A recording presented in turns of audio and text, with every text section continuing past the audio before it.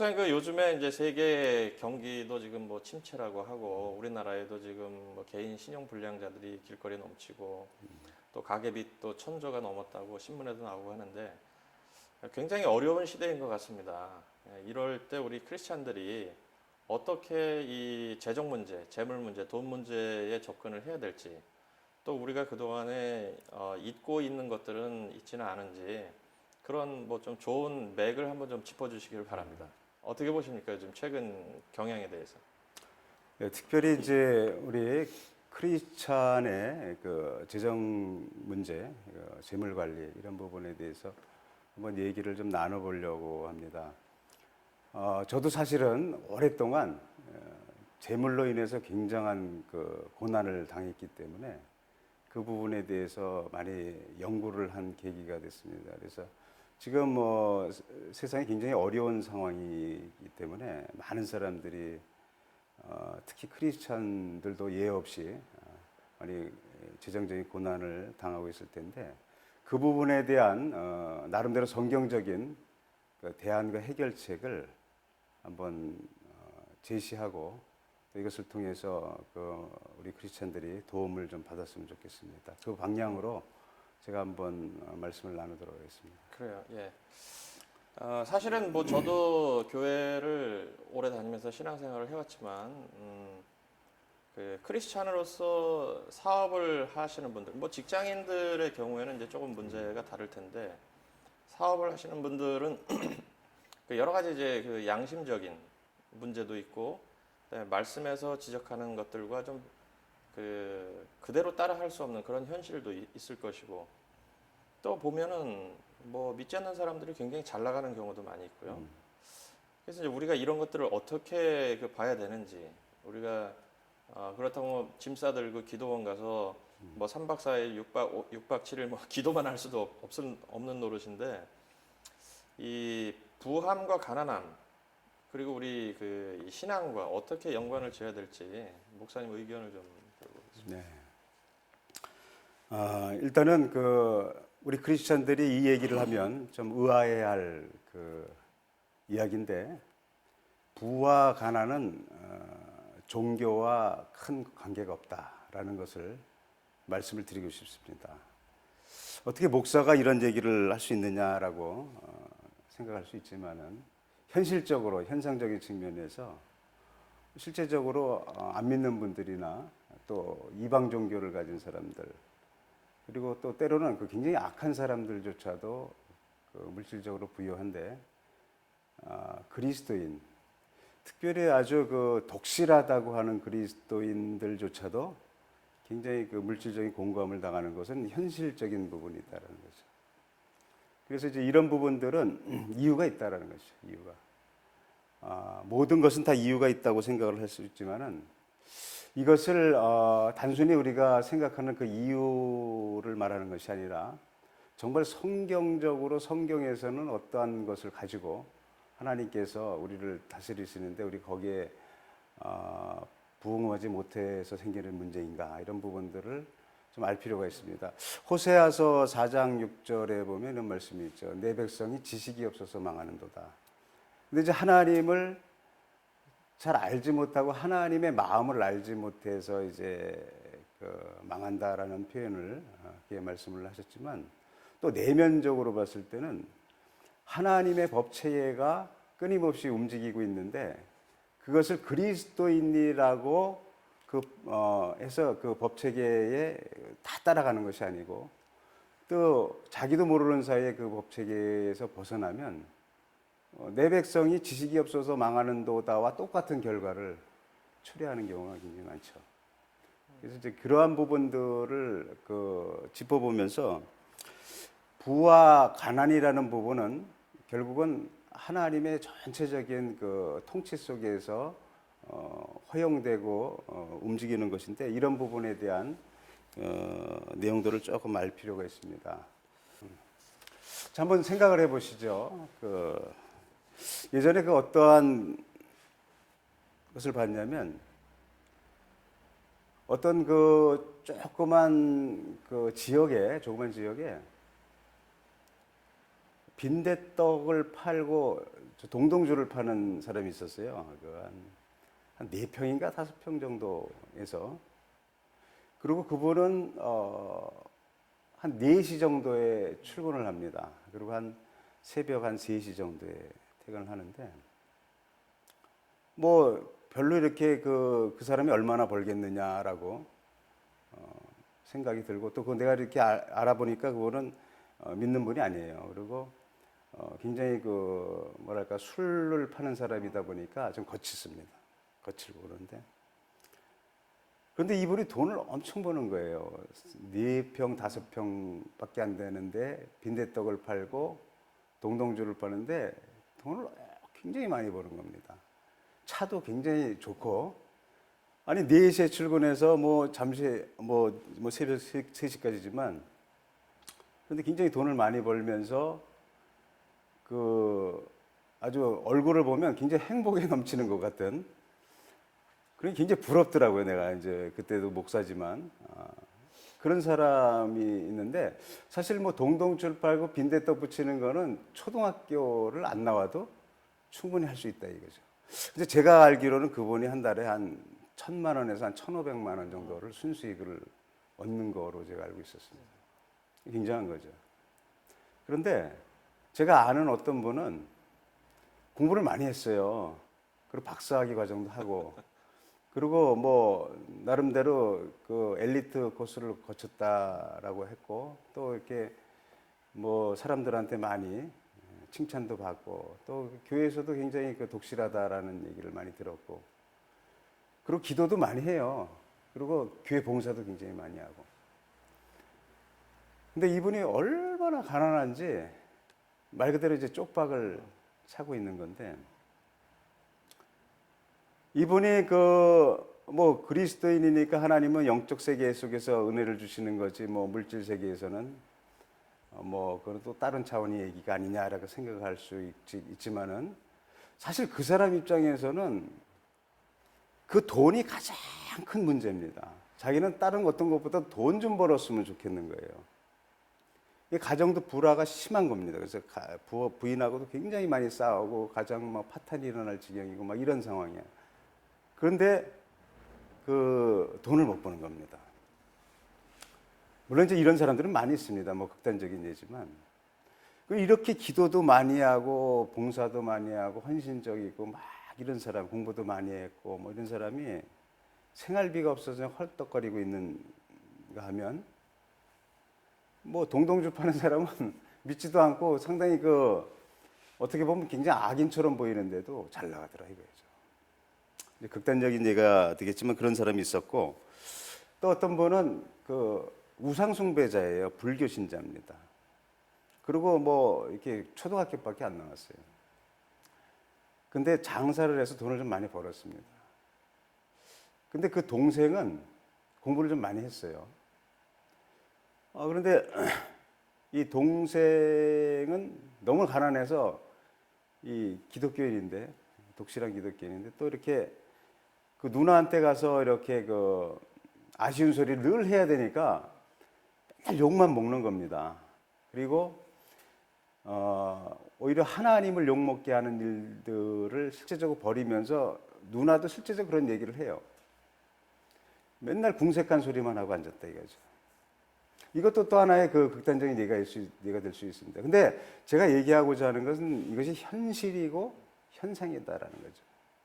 그러니까 물질이라는 것은 어떤 종교라든지 이런 것에 직접적으로 관련이 별로 없다라는 겁니다.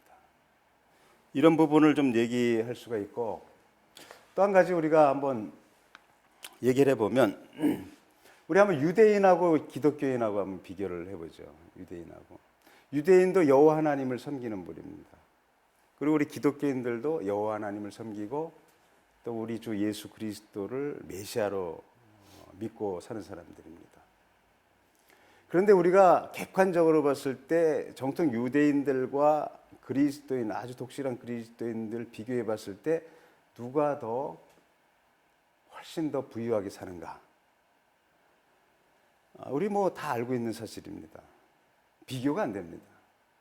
그러면 하나님은 유대인에게는 복을 주시고 그리스도인에게는 복을 주시지 않는가? 라는 의문을 품을 수가 있는데 다 그렇게 아마 생각을 할 겁니다. 그런데 우리가 얼뜻 보면 그것이 뭐 이해가 안 되는 그런 상황이지만 제가 이 유대인을 연구하면서 유대인의 물질 세계라든지 그런 부분을 연구하고 또 우리 그리스도인의 그 물질 세상 세계 속에서 움직이는 걸 보면서 이 차이가 현격하게 난다는 것을 내가 알게 됐어요. 그리고 유대인은 부유하게 될 수밖에 없는 구조로 삶을 살고 있더라라는. 유대인의 교육이 좋으니까 그렇죠라는 그 단순한 그런 게 아닙니다. 이건 어떤 하나님의 법칙 세계 속에서 움직이는 그 논리입니다. 흐름이에요, 흐름. 이런 부분을 봤을 때 유대인도 어떤 면에서는 유대교고 우리는 기독교이기 때문에 종교가 다릅니다. 근데 그런 측면에서 볼 때 우리는 뭐 내세가 있으니까 내세지향주의로 우리는 살고 있으니까 하나님이 꼭 물질에만 복을 주는 것이 복을 받는 것이냐라고 얘기를 할 수 있겠지만은 사실 뭐 그런 것도 사실이지만은 나는 다른 건 몰라도 물질에 복을 받았으면 좋겠다라는 하는 사람조차도 거기에 대해서 그렇게 기도하고 또 봉사하고 그러는데도 그 물질의 복을 못 받는 건 뭐 때문이냐 이거죠. 그런 부분에 대한 생각을 좀 할 필요가 있습니다. 교회를 다니면서 이제 우리가 세상에서 이제 뭐 안 믿는 사람들에게 이제 전도를 할 때도 뭐 그런 얘기들을 많이들 하시죠. 뭐 예수를 믿게 되면 돈도 많이 벌고 성공하는 인생을 삽니다. 이런 얘기들을 많이 해요.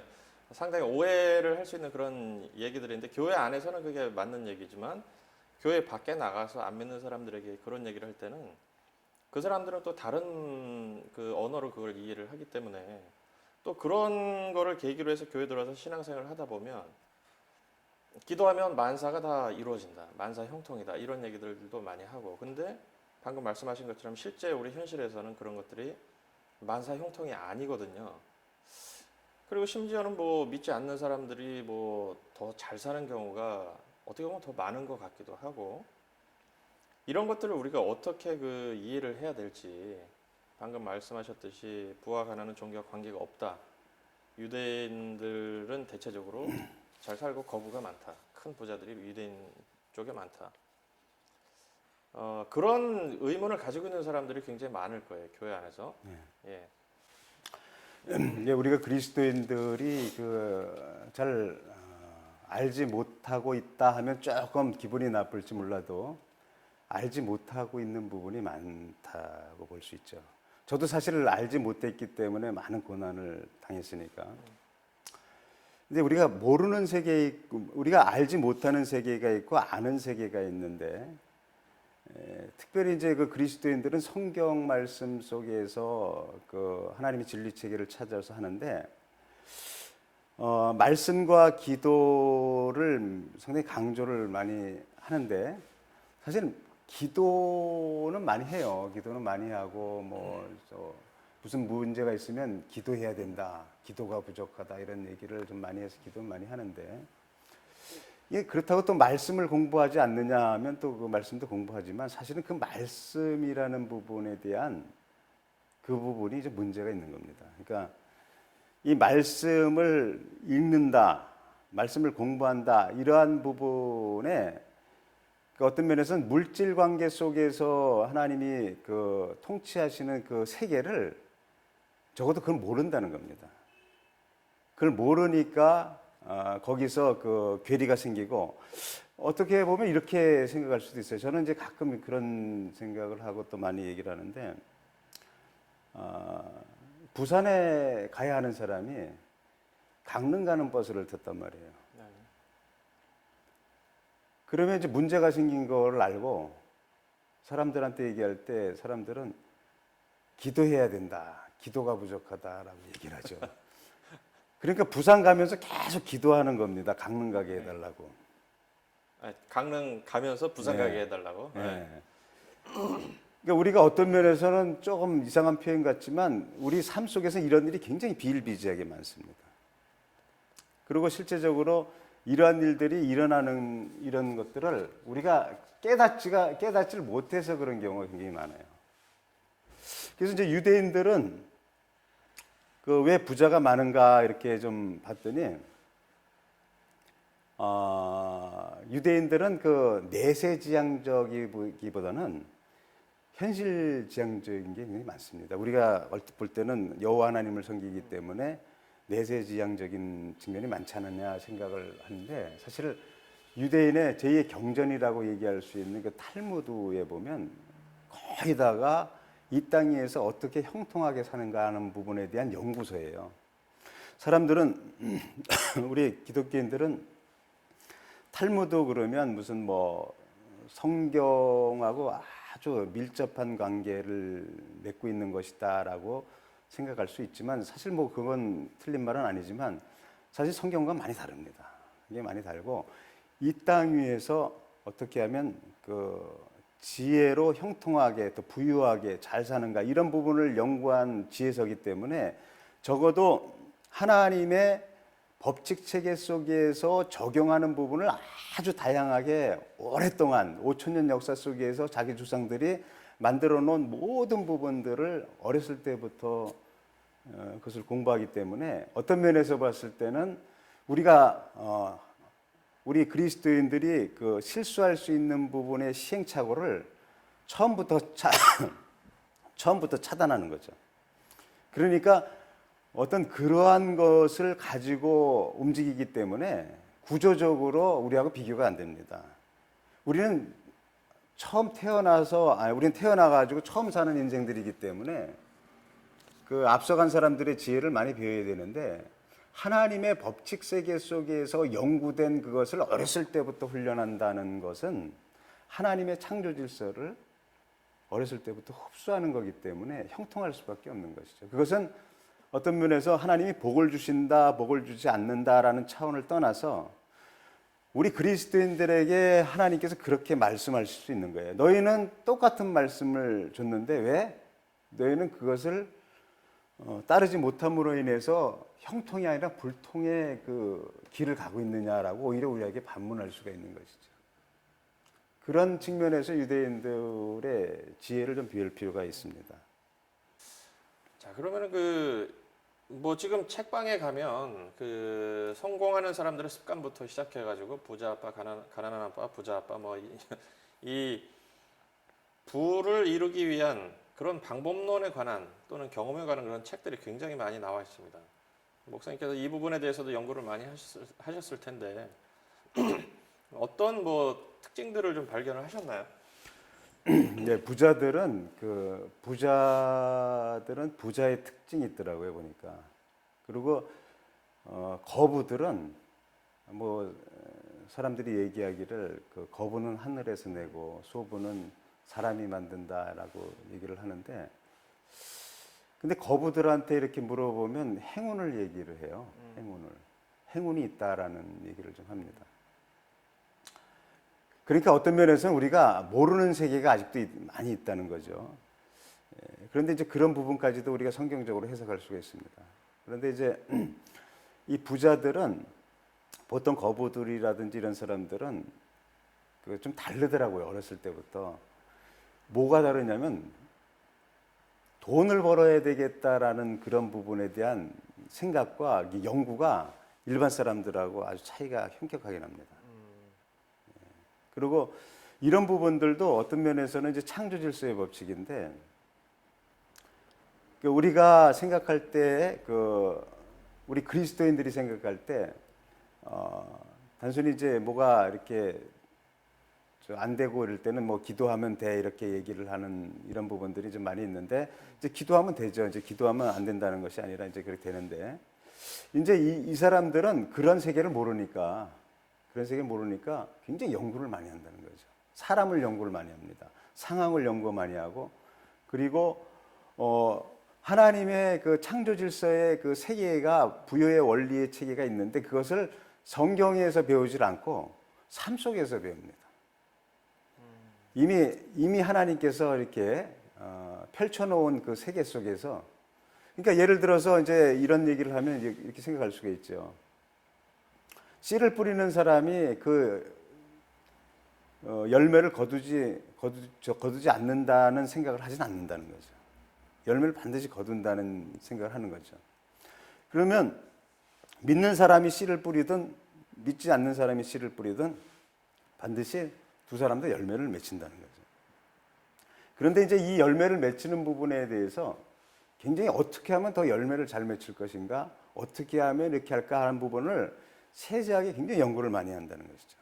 그리고 거기에 대한 노력도 많이 하고. 근데 우리 그리스도인을 우리가 좀 책망한다 뭐 이런 표현을 쓰면 좀 뭐하지만 조금 우리가 좀 생각해 봐야 될 부분은 그런 쪽으로는 좀 노력을 좀 덜 하고 신앙적으로만 해결하려고 하는 부분들이 많다는 거죠. 그러니까 어떤 면에서는 하나님의 입장에서는 이미 답을 주셨는데 그 답을 보지 않고 답 달라고 얘기한다는 거죠. 그러니까 이제 그러한 부분들에서 그 일반 사람들 안 믿는 사람들 중에서 이제 거부가 많은 부분들이 이제 생겨나는데 특별히 이제 이 거부는 이제 그 공통점이 이제 여러 가지가 있는 중에 제가 이제 나중에 거부 이제 부자가 되는 사람들 이제 공통점도 이제 한번 얘기를 할 텐데 이런 이 거부들도 결국은 하나님께서 창조하신 창조 질서 속에서 자기도 모르는 사이에 그것을 배워서 그것을 적용함으로써 생겨지는 그 부의 원리를 체득하는 거지 그것으로 인한 것이지 결국 어떤 뭐 이렇게 자기 다른 것으로 인한 것은 아니다라는 거죠. 그래서 우리는 하나님이 직접 그거를 말씀으로 주셨고 또 뭐 여러 가지를 통해서 실제적으로 주셨는데도 우리는 그것을 거기에서 진리를 찾아서 거기서 찾지를 않고 오히려 그걸 모르는 사람들이 세상 속에서 그것을 오히려 찾아서 그것을 가져가더라라는. 저도 이제 그런 생각을 하는데 하나님이 창세기에 그 아담과 이브를 에덴 동산에서 내보내시면서 남자는 여자는 해산의 고통이 있을 것이고 남자는 이마에 땀을 흘려야 네가 먹고 살 것이다라고 이제 그런 말씀하셨잖아요. 그게 어떻게 보면은 하나님이 아담과 이브를 세상으로 내보내시면서 에덴 밖으로 내보내시면서 만들어 놓으신 어떤 그 첫 번째 규칙이 아닐까 그런 생각이 들어요.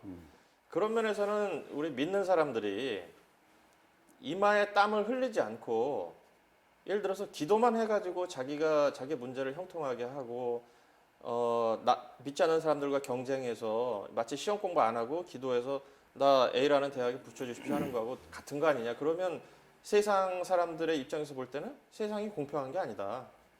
그런데 또 한편으로 보면 하나님이 악인이든 선인이든 간에 다 햇볕을 동일하게 주시는 이런 것들로 봐서는 우리가 그 재물을 얻고 못 얻고는 전적으로 1차적으로는 자기의 책임이 아닌가. 그 다음에 이제 우리가 영적으로 뭔가 좀 고민을 해봐야 되는 거 아닌가 그런 생각이 좀 들거든요. 네. 우리가 이런 부분을 될 때 그 모든 그 생산과 번성과 이런 원리들은 그 농법의 원리에 근거를 해요. 농법에. 그래서 우리가 종두둑두라는 얘기를 하지 않습니까? 이제 콩 심은 데 콩 난다라는 부분. 그리고 심은 대로 거둔다라는 것도 성경 속에서 이제 있고. 근데 이런 부분에 있을 때 이렇게 생각하면 되는 겁니다. 재물을 얻고자 하느냐? 그러면 재물을 얻고자 하는 하나님의 법칙을 따르라는 거죠. 다른 쪽을 다른 일을 하면서 그러면 이런 일을 하니까 하나님께서 이 재물을 주겠지라고 생각하면 안 된다는 거죠. 승부를 재물에 걸었으면 재물에 관련된 부분으로 승부를 걸으라는 거죠. 제가 일전에 이런 얘기 있었습니다. 고3을 그 자녀로 둔 그 학부모가 있었어요. 근데 얘가 이제 그 신앙이 좀 뜨거워졌어요.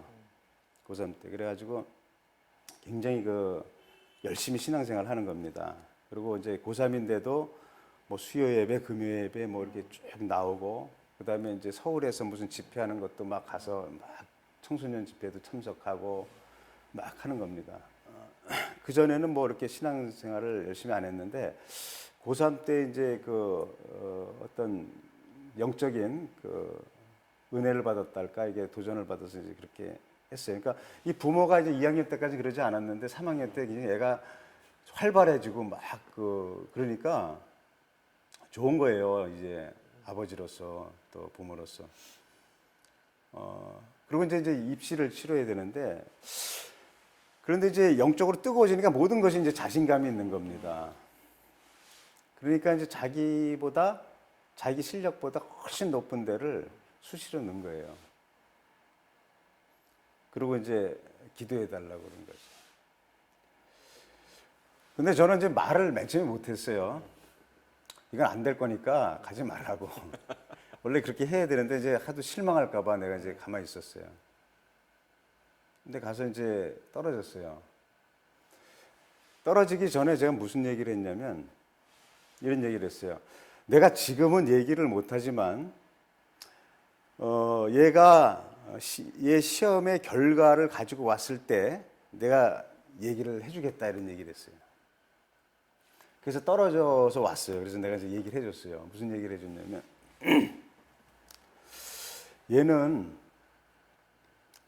얘가 고3 때 공부를 해야 되는데 대학에 가려면 공부를 많이 못했습니다. 여기저기 이렇게 다니느라고 신앙생활 하느라고. 그랬기 때문에 공부 못한 거에 대한 결과는 그대로 받아야 됩니다. 하나님은 갑자기 얘를 공부 잘하게 해준다든지 성적이 확 오르게 해준다든지 이런 일은 없습니다. 하나님은 하나님의 법칙을 따라가시지 당신이 제정하신 법을 따라서 하나님이 집행하시지 하나님이 갑자기 얘를 공부 잘하게 한다든지 시험을 잘 보게 한다는 것은 없습니다. 그런 거는 만에 하나 하나님의 특별한 목적이 있을 경우는 그렇습니다. 근데 그 만에 하나라는 것이 아주 특별한 경우이기 때문에 그런 일은 없다는 거죠. 그래서 공부를 안 했으니까 얘는 아마 공부한 만큼만 대학에 갈 겁니다. 내가 이 얘기를 하고 싶었습니다. 그래서 걔는 여기 떨어져야 되는 겁니다. 그 대신 이런 건 있습니다. 얘가 하나님께 대해서 뜨겁고 또 하나님께 대해 헌신하고 드려지고 막 이렇게 시간을 많이 들이고 헌신했던 많은 부분들에 대한 것은 그것에 대한 하나님의 은혜와 또 복은 거기에 따라줄 겁니다. 그것이 어떻게 나타나는지 몰라요. 근데 그렇게 줄 겁니다. 근데 그렇게 얘기를 했어요. 근데 많은 경우에 이런 거 똑같아요. 많은 경우에. 또 이런 경우가 있어요. 우리가 이제 그 기업인들이 그 월삭 기도회라고 해가지고 이제 일일날 이렇게 모여서 하나님 앞에 예배를 드려요. 예배를 드리고 저도 이제 뭐 이렇게 다녔지만은 다니면서 그 기업체마다 다니면서 이제 그 가서 예배를 드립니다. 그 기업체 예배를 드려요. 축복도 하고 이렇게 합니다. 그러면 생각할 때 하나님께서 우리에게 이제 은혜를 주실 것이다. 그리고 이제 이렇게 예배를 드렸으니까 하나님이 우리 기업을 일으켜 세울 것이다 이번 달에. 이렇게 다 생각한다는 거죠. 근데 그 사실 그렇게 생각해야 되는 거고 또 그렇게 우리가 믿고 이렇게 섬기니까. 그리고 하루에 한 달에 첫 시간을 또 하나님 앞에 드린다는 건 의미가 있는 거기 때문에 그건 굉장히 중요한 겁니다. 그렇게 해야 돼요. 그리고 또 기업체마다 이렇게 돌면서 내가 이렇게 축복을 했습니다. 그리고 실제적으로 축복이 그리스도의 이름으로 나갔기 때문에 하나님께서 역사하신다는 거죠. 그런데 한 달, 두 달 지나도 이 기업체가 변화가 없는 거예요. 예? 그러니까 자꾸 변화가 없으니까 시들시들해지는 거예요. 이거 해봐야 소용이 없다. 이렇게 생각을 하는 거죠. 그런데 가만히 보니까 이게 왜 그런가 이렇게 봤더니 이런 거예요. 예배는 드려요. 예배는 드리고 그때 정말 뜨겁게 기도해요. 그 기업체 가서도 그래요. 그렇게 했는데 한 달 동안 기업을 경영하면서 하나님의 법체계 속에서 하나님이 기뻐하시고 하나님이 원하시는 그런 쪽으로 기업 경영을 이룬다든지 이런 부분들에 대해서는 전혀 아니올시다가 많다는 거죠.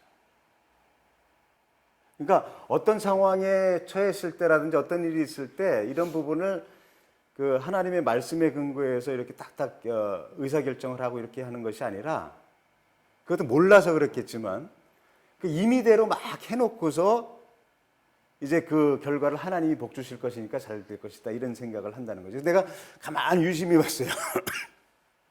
내가 유심히 봤어요. 유심히 봤더니 거의 다가 그렇더라는 거죠. 거의 다가. 그 한두 분만 거기서 굉장히 거기 나름대로 순종함으로 인해서 열매가 거둬지더라 하는 얘기죠. 그러니까 이게 뭐냐면 우리가 예배 드리는 거 너무나도 중요한데, 너무나도 중요합니다. 그거는. 그런데 하나님께서 뭐라는, 나를 사랑하는 자는 나의 법을 따르는 자라고 얘기를 했는데, 범사에 그 분별력 있게 하나님의 그 법체계 속에서 기업을 운영하려고 하는 그런 부분이 있을 때 역사가 일어나는 거죠. 그러니까 마치 어떤 거와 같냐면, 감기가 걸렸을 때에 약을 먹어요. 기업에 문제가 생겼을 때 조치를 취하는 것을 하나님의 말씀의 체계 속에서 이제 조치를 취하는 거죠. 그런 것처럼. 그 약을 먹으면 차도가 좀 있거든요. 실제적으로 하나님의 말씀에 그 상황에 따라 적용을 하면 그 기업의 문제라든지 어떤 상황이 그 문제가 풀리기 시작하는 거예요. 그런 부분들이 굉장히 중요한데 이런 것을 상당히 도외시하는 거죠. 예전에 그런 사람도 있었잖아요. 거기 뭐 그 옆에 뭐 안수 집사님이라고 뭐 기업을 하는 분이 있다고 했었죠. 저쪽에서 그 아침마다 예배를 드린다 이거죠. 아침마다 뭐 큰 소리로 예배 드리고 막 그러는데 회사 경영하는 거 보면 그런 뭐 엉망이 열렸다며 굉장히. 예?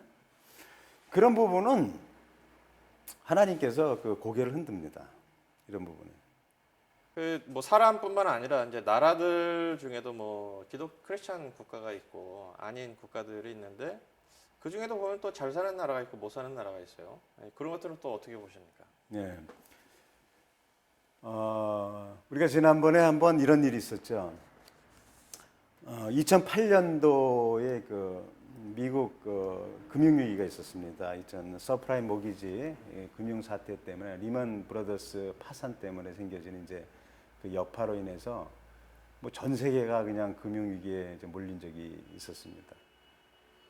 그런데 그때의 그 미국의 금융위기에 직격탄을 맞은 1호 나라, 제일 첫 번째 직격탄을 맞은 1호 나라가 아이슬란드였거든요. 예, 그렇죠. 아이슬란드. 아이슬란드는 우리가 알다시피 부국입니다. 아이슬란드는 그때 당시에 아마 개인 소득이 아마 4만 2천 불 정도가 됐을 정도로 굉장히 부유한 나라였습니다. 근데 더 중요한 것은 그 나라가 기독교 국가라는 겁니다. 그리고 기독교 국가도 보통 기독교 국가가 아니라 전 인구의 90%에서 한 95%까지 되는 사람이 아주 독실한 기독교인이다.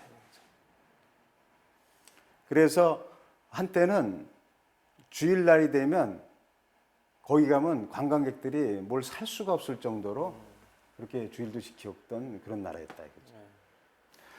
그런데 뭐 불교 나라도 있고 뭐 이슬람권도 있고 뭐 악인들이 있는 것도 있고 뭐 공산권도 있고 굉장히 많은 나라가 있는데 왜 미국 금융 사태가 벌어졌을 때 제일 먼저 아이슬란드라는 아주 독실한 기독교 국가가 국가 부도 위기를 맞았네 이게. 그게 이제 나는 그게 좀 의아했어요. 의아해가지고 왜 그랬는가? 왜냐하면 제가 아이슬란드에 대해서 좀 알고 있었거든요. 그래서 여기는 굉장히 그 독실한 기독교 국가다라고 알고 있었기 때문에 아이슬란드가 1호 부도 위기의 국가가 됐다고 그래서 깜짝 놀래갖고 왜 그런가를 한번 봤더니 역시 기독교 국가임에도 불구하고 하나님의 법에 거스르니까 가차없이 부도 위기로 그냥 날아가더라 이거예요. 그 부분에 세밀한 부분은 이제 나중에 한번 얘기를 하겠지만은 완전히 하나님의 창조 질서의 법에 역행하는 일들을 그 내부에서 굉장히 많이 하고 있었습니다. 나라가. 그러니까 사람들은 몰라요. 근데 하나님은 그걸 알고 있죠. 그러니까 이러한 것을 하나님 볼 수가 없는 거죠. 그리고 하나님이 볼 수 없을 뿐만 아니라 하나님이 쳤다는 것도 될 수 있지만 어떤 면에서는 그 자체 구조가 무너질 수밖에 없는 구조로 성을 쌓고 있었던 것입니다. 그러니까 이제 그런 경우를 봤을 때는 아무리 독실하다 하는 기독교 국가도 하나님의 법에 역행을 해버리니까 무너지더라라는 것을 볼 수가 있는 거죠. 그래서 우리가 지금 계속 나오는 게 뭡니까? 지금 계속 나오는 게 이게 하나님의 법이에요. 이 법이 있다는 겁니다. 법이 있다는 거죠. 규칙을 얘기하시죠. 그렇죠. 예전에 제가 신학교에서 학생들한테 이런 얘기를 잠시 했을 때 학생들의 간증이 굉장히 많이 나오더라고요. 목사님 제가 이렇게 했는데 이런 일이 있었습니다. 이런 일이 있었습니다. 막 이렇게 있는데 그런 일이 하나님이 은혜를 주셔서 이런 일이 있었구나라고 단순히 그냥 생각했다라는 거죠. 그건 분명히 하나님의 은혜입니다. 그 하나님의 은혜가 아니다라는 게 아니에요. 분명히 하나님의 은혜인데 그분들이 얘기하는 게 이게 하나님의 법칙인 줄 몰랐어요 그러더라고요. 은혜가 이럴 때 하나님이 은혜를 주시는구나라는 것이 법칙인지 몰랐다라는 거죠. 그러니까 저는 이제 간증을 들을 때 사람들한테 그런 얘기를 하죠. 우리 성도들한테도 무슨 간증을 들을 때 하나님의 은혜가 이렇구나. 야, 참 하나님의 은혜 감사하다. 이렇게 감격만 하지 말고 여기에는 무슨 법칙이 흐르고 있는가? 이 사람이 내가 될 수는 없거든요. 이 사람의 상황이 내 상황이 될 수는 없거든요. 똑같이. 그런데 법칙은 언제든지 똑같을 수 있다는 거죠. 법칙은. 그래서 여기에 이분에게 적용하는 하나님의 은혜의 법칙은 어떤 것인가? 이런 것을 찾으면서 들으라고 얘기하죠. 그래야지 자기에게도 나중에 그 간증이 실제적인 도움을 얻을 수 있다라는 거죠.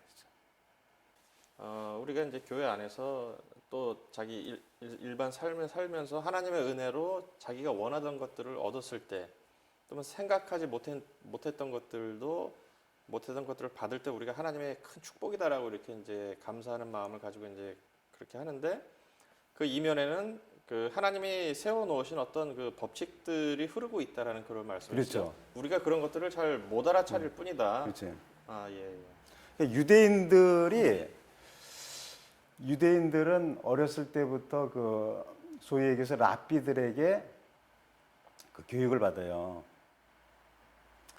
유대인이 얘기하는 거가 뭡니까? 계명이잖아요, 계명. 그 계명이라는 게 법이거든요, 법. 그러니까 어렸을 때부터 법체계 속으로 들어가는 거죠. 그러니까 부여의 원리 속으로 들어가는 거죠. 그리고 하나님의 법이 있을 때 이것을 상황 속으로 들어가서 상황으로 적용해 갈 때는 이걸 어떻게 적용을 해야 되지 이런 거를 모르잖아요, 사람들이. 그러니까 유대인은 5,000년 역사 속에서 그 조상들이 이런 경우는 하나님의 법을 이렇게 적용해야 된다, 이렇게 적용해야 된다, 이렇게 해보니까 이건 이렇고 이건 저렇다라는 것들을 다 이걸 주석을 달고 또 달고 또 달고 거기다 토론하고 또 달고 이렇게 해가지고 만들어 놓은 거거든요, 이게. 그런 거를 어렸을 때부터 배우니까 어떤 상황에 접했을 때 이것은 어떤 식으로 적용해야 되는구나 하는 답을 낼 수가 있는 거죠. 그러니까 어떤 면에서 자연적으로 하나님의 법체계 속으로 가는 거죠. 이것은 어떤 면에서는 이미 하나님이 주신 거예요. 주신 거. 달라고 막 지금 막 그러는 것이 아니라 이미 주신 것을 그냥 내가 지켜가는 거죠. 그러니까 우리는 달라고만 그런다 이거죠. 이미 줬는데 찾질 않고. 그래서 어떤 거가 있냐면 너희는 먼저 그의 나라와 그 의를 구하라 라고 마태복음 6장 33절에 있는데 그 구하라라는 말은 하나님 이것을 주십시오라는 구하라는 뜻이 아니다라는 거죠. 원문에 보면 찾으라라는 거죠. 찾으라. 이미 하나님이 주셨는데 어디 있는지 그것을 찾으라는 거죠. 네? 그러니까 먼저 이 일을 할 때 이 일이 더 잘 되게 하기 위해서는 하나님이 뭐라고 얘기하셨는지 그 법칙을 찾으라는 거야. 그리고 그 책에서 찾아서 그걸 하면 이것은 더 물어주겠다라는 이게 있다는 거죠. 그래서 우리가 많은 경우에 구하라 주실 것이요, 찾으라 찾을 것이요, 두드리라 그러면 열릴 것이다라는 말씀을 그냥 3번 하나님께 구하라 하는 부분으로 강조해서 얘기할 수 있는 것이지만은 강조한다라고 얘기할 수 있지만 어떤 한편에서는 거기에 내면에 흐르는 맥을 보면 점층으로 되어 있는 걸 알 수가 있어요.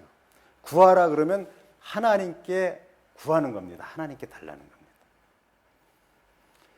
찾으라 그런 거는 하나님께 구했으면 하나님이 주셨으니까 어디에서 그것이 있는지 그리고 어떻게 하면 되는 건지 그걸 찾으라는 거죠. 구했으니까 주셨으니까. 네. 그리고 찾았으면 두드리라 이거죠. 두드려서 그걸 가져가라 이거죠. 이 점층적으로 되어 있는 거죠. 그런데 거기서 구하라, 찾으라, 두드리라에서 찾으라라는 단어가 너희는 먼저 그의 나라와 그의 의를 구하라는 단어하고 똑같은 단어다. 구하라 할 때 이쪽 구하라 하고 이쪽 너희는 그의 나라 그 의를 구하라 하고는 다른 단어고 찾으라 하고 똑같은 단어다. 찾으라.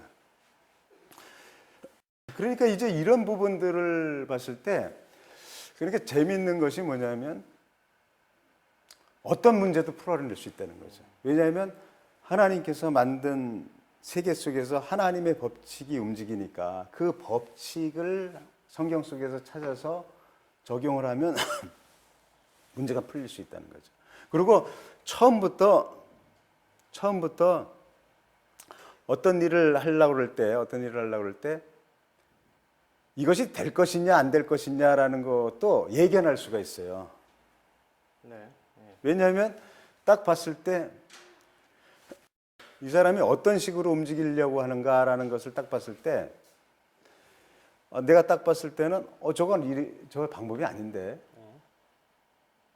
그러면 저건 아마 잘못될 거야. 네. 법칙적에서 벗어났으니까 네. 이렇게 생각할 수 있는 거죠. 그러니까 요한일서에 보면 이런 말씀이 나와요. 요한일서 말씀에서 보면 죄는 불법이다라는 얘기가 나와요. 죄는 불법이다라는 얘기가 나오는데 죄는 불법이다라고 얘기하면 단순히 죄는 불법이구나라고 생각할 수 있는데 그 내면의 그 원문을 가만히 이렇게 보면 어떤 식으로 나왔냐면 죄는 법이 아니다라는 것으로 나와 있다 이거죠. 법이 아니다라는 거라고 나와 있어요. 그건 뭐냐? 법에서 벗어났다라는 얘기를 하는 거죠. 그러니까 우리가 여기서 어떤 일을 할 때, 무슨 일을 할 때 하나님의 법에서 벗어나면 이건 어떤 죄하고 관련된 부분인 거죠. 그러니까 그리스도인이 죄하고 난 죄를 안 졌는데, 난 죄를 안 범했는데 이렇게 생각할지 몰라도 하나님 편에서 봤을 땐 벗어난 거니까 같은 맥으로 해서 하나님은 죄 쪽으로 흐르는 것에는 하나님은 역사하지 않는다, 도와주지 않는다라는 거죠. 그러니까 하나님의 규칙에서 벗어나면은 하나님 도와주지 않는다. 그렇죠. 그건 하나님의 공의의 하나님이죠. 하나님이 죄를 범하는데 도와줄 리가 있나 이거죠. 하나님은 죄와 상극인데. 그 이분법적으로 얘기하는 게 아니에요. 이거는 모든 부분이 그래요. 모든 부분이 이렇게 돼 있어요. 그 성경 말씀을 연구하다 보면 모든 부분이 다 이렇게 있어요. 그래서 하나님은 죄라도 괜찮아 이런 일은 없어요. 죄가 아니면 회초리를 때려서라도 다시 돌아오게 해서 가지 용서를 해서 다시 이렇게 하더라도 하지 죄는 반드시 처리합니다. 그러니까 이게 죄 문제하고 결부가 되어 있는 거죠.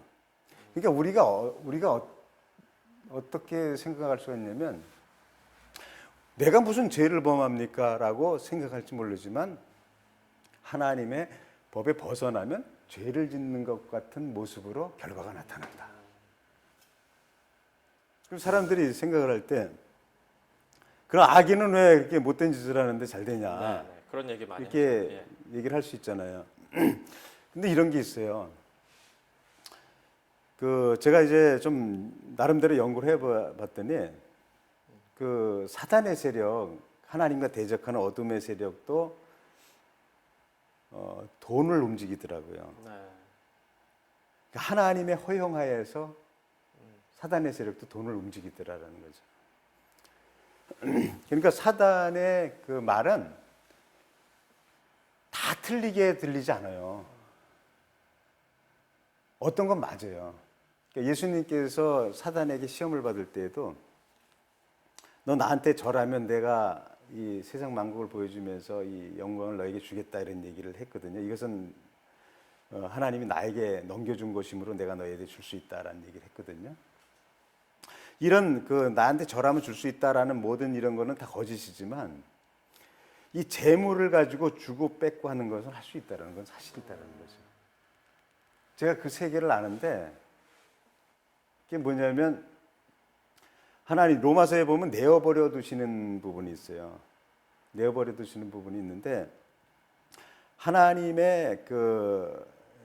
하나님께서 하나님이 불러도 대답도 안 하고 악인의 삶을 사는 이런 사람들에 대해서 이제 내어버려 둔다는 얘기를 하는데 이런 사람들의 물질의 형통함이 두 가지로 표현할 수가 있어요. 두 가지로 요약할 수가 있는데 하나는 뭐가 있냐면 이 사람이 악인이라도 하나님의 절대 창조의 질서의 법인 심고 거두는 법칙과 지혜를 가지고 움직여서 얻는 그 방법에 대해서 행할 때에는 거기에 대한 것은 소득을 가질 수가 있어요. 그러니까 어떤 면에서는 악인도 굉장한 악인도 자기가 좋은 밭에다 씨를 잘 뿌리면 많이 나잖아요.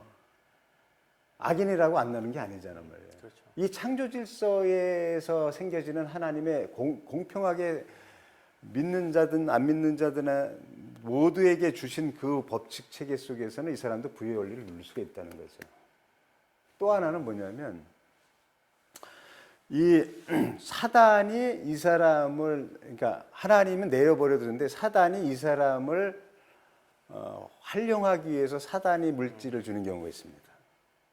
사단이. 자기 앞잡이로. 예, 앞잡이로. 그래서 믿는 사람들을 미혹해서 너희는 믿는데도 이렇게 쪽박을 차냐 나는 믿지 않는데도 이렇게 부유하다라는 것에서 사람들의 마음을 미혹해서 하나님으로부터 벗어나게 하려고 하는 그런 세계가 있어요.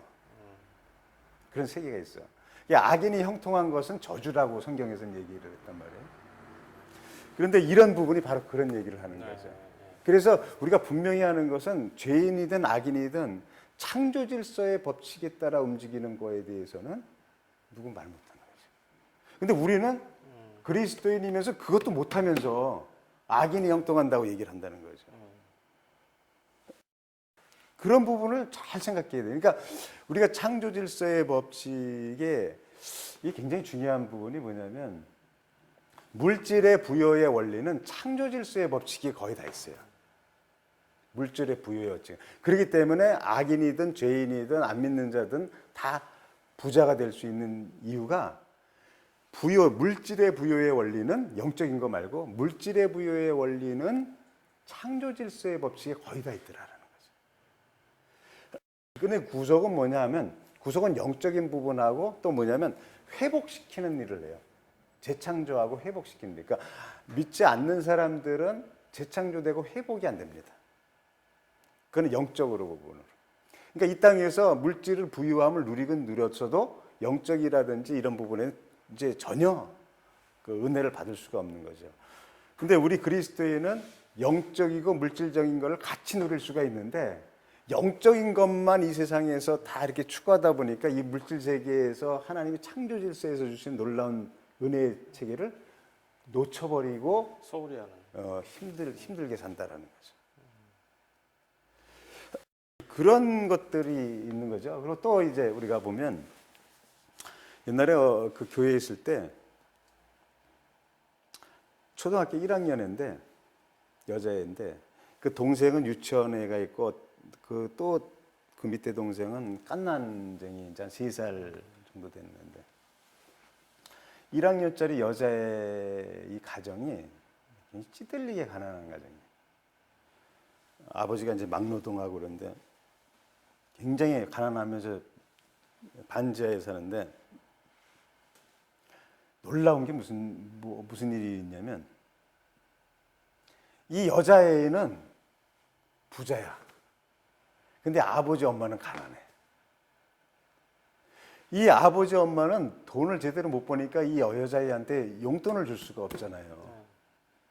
용돈을 어떻게 주냐고. 자기네 생활하기도 빡빡한데 월세가 맨날 밀리고 그러는데. 근데 여자애는 자기 동생하고 유치원애하고 같이 주일 예배를 드리러 오는데 어떨 때는 11조를 2,000원, 3,000원. 그러니까 11조 2,000원, 감사헌금 5,000원. 매주 그렇게 많이 헌금을 하는 거예요, 애가. 그리고 자기 동생한테도 1,000원짜리 헌금 해가지고 가져오고. 예? 얘네 아빠 엄마는 얘한테 돈을 안 주는데 얘는 매주 그러는 거야. 지금도 지금도 한 5, 6년 됐는데 지금도 초등학교 1학년 애들이 11조 2,000원, 감사헌금 5,000원, 뭐 일반헌금 2,000원이 하는 애들 없어요. 초등학교 그렇죠. 1학년 애들. 네. 근데 얘는 매주 그러는 거야. 어디서 나올까요? 그러니까 뭐냐면 우리가 모르는 세계가 있다는 거죠. 모르는 부여의 원리의 세계가 있다는 거죠. 눈에 보이는 세계가 있지만 뭐냐면 얘는 토요일만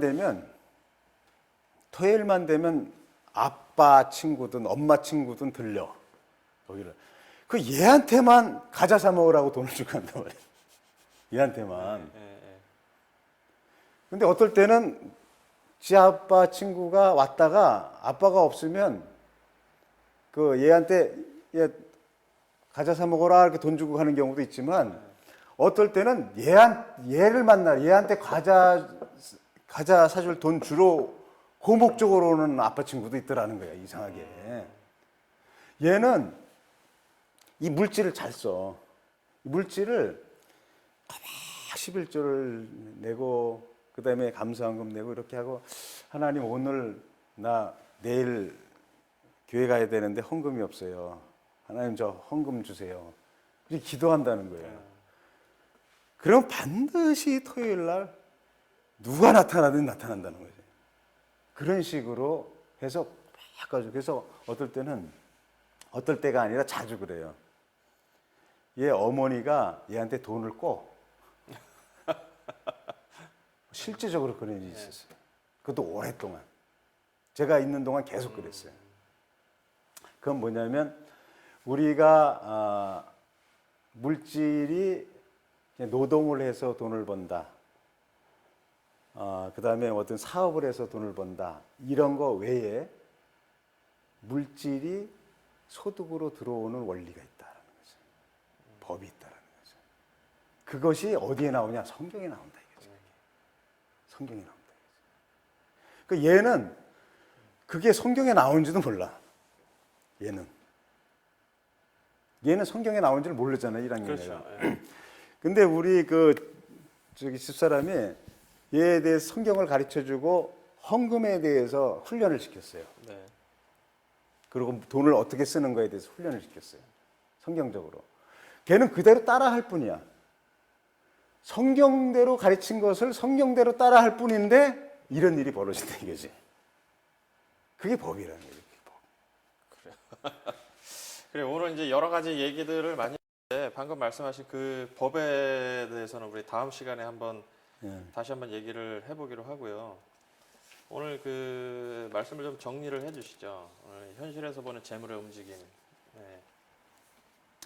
예, 일단은 재물은 중립이다라는 거죠. 중립이다. 돈이 중립이듯이 누가 쓰느냐에 따라서 이게 선이냐 악이냐 이런 것처럼 재물도 중립인데, 그런데 모든 재물은 하나님의 것입니다.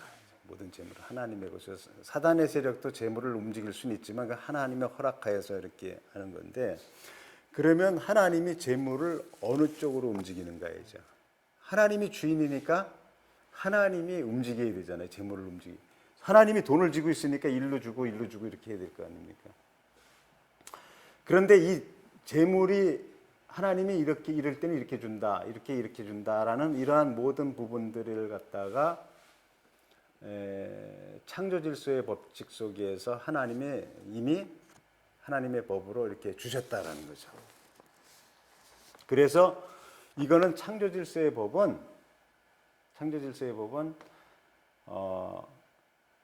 어떤 종교를 믿든지 말 그대로 비가 이슬람교 믿는 사람이 옆에 있고 기독교인이 옆에 있을 때 둘이 비가 필요할 때 이 사람만 안 내리고 이 사람만 내리는 거가 아닌 것처럼 햇빛도 마찬가지로 누구에나 공평하게 그 질서 체계는 지키시기 때문에, 그래서 부요의 원리 체계는, 물질의 부요의 원리 체계는 어떤 면에서는 종교와 관계 없다라고 볼 수가 있다라는 것이죠. 하나님이 움직임에도 불구하고 창조제 그런 것에서 부와 가난은 종교와 관계 없다라는 부분을 얘기한 거고, 그다음에 유대인 중에는 거부가 많다라는 이유는 바로 어렸을 때부터 하나님의 그 부요의 원리 체계를, 그 법 체계를 훈련시키면서 또 훈련 받으면서 그거를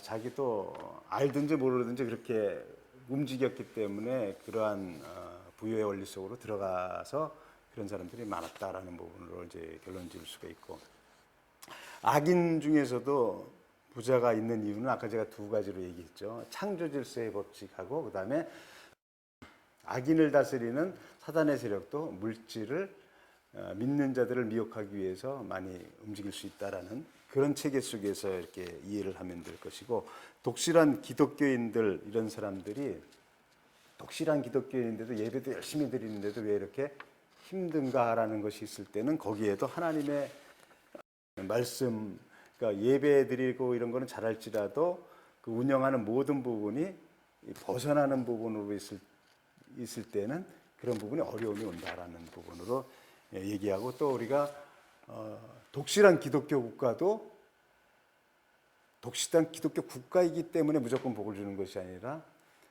그 자녀가 하나님의 자녀다운 모습으로 체계를 움직일 때에 주지, 그렇지 않으면 무너진다라는 부분. 이스라엘 백성들이 굉장히 징계를 많이 받았던 이유도 바로 그런 맥에서 얘기되죠.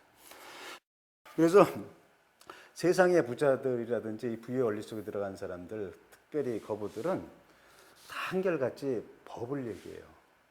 카네기에도 뭐 하는 50가지 법칙, 템플턴 플랜에도 뭐 몇 가지 법칙 다 보세요. 한번 보세요. 다 보면 뭐뭐 하는 법칙이라고 얘기하는 이유가 왜 그런가 있죠. 자기가 살다 보니까 흐름이 있더라는 거예요. 흐름이. 그렇죠. 흐름이 있더라는 거죠. 그러니까 물질도 움직이는 흐름이 있더라는 거죠. 그런 부분들. 그리고 뭐 자세히 언급은 안 했지만 하나님은 하나님이 기뻐하시는 일들이 생명을 살리는 일이고, 영적으로도 그렇고 육적으로도 그렇고. 그러니까 하나님은 생명을 살리고 생명을 번성하는 쪽으로 물질을 보낼 때에 이 보내는 사람을 더 번성케 해요. 생명을 살리고 번성케 하는 일. 우리가 흔히 말하는 물질의 통로. 예. 그래서 선교, 하나님의 생명을 살리는 선교하는 일에 물질이 들어가고, 굶주린 영혼들에게 물질이 들어갈 때는 반드시 이 사람을 물질의 통로로 씁니다. 그러니까 아까 어린아이 같은 애의 경우도 생명을 살리는 쪽으로 가고 이런 쪽으로 가요. 그러니까 이게 이상하게 열리는 거야 이게 열리는 거야. 이런 예는 굉장히 많아요. 내가 나중에 뭐 세세하게 다 얘기하겠지만 이게 열리는 거야. 이런 흐름이 있다라는 부분을 네. 알아야 된다는 것이죠.